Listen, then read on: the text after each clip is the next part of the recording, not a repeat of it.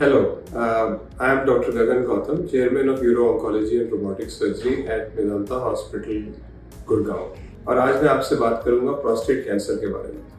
Prostate cancer दुनिया में मर्दों में होने वाला सेकंड मोस्ट कॉमन कैंसर है और इंडिया में भी उसका इंसिडेंस बढ़ता जा रहा है। प्रोस्टेट कैंसर के बारे में जानना बहुत आवश्यक है। वो एक ऐसे ऑर्गन में होता है जो एक इंटरनल ऑर्गन होता है कि बाहर से दिखता नहीं है।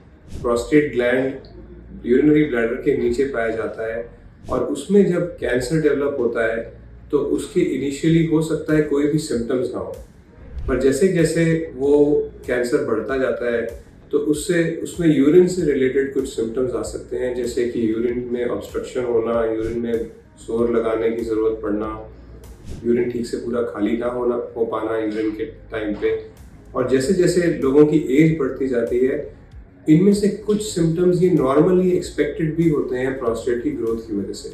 तो इसीलिए अगर ऐसे कोई भी सिम्टम्स आपको आते हैं तो ये बहुत एसेंशियल हो जाता है कि हम प्रॉपर अप्रोप्रिएट टेस्टिंग करें, अपने यूरोलॉजिस्ट से मिलें, PSA का टेस्ट कराएं, जिससे हमें पता चलता है कि कहीं प्रोस्टेट में कैंसर होने का शक तो नहीं है, और उसके बेसिस पे हो सकता है कुछ फर्दर इन्वेस्टिगेशंस जैसे कि MRI प्रोस्टेट का या और फर्दर एवेल्यूएशन की आपको आवश्यकता पड़े। प्रोस्टेट कैंसर के बारे में जानने से आप इस बीमारी को अर्ली टाइम पे आप डिटेक्ट कर पाएंगे और इसके फैलने की टेंडेंसी को कम कर पाएंगे।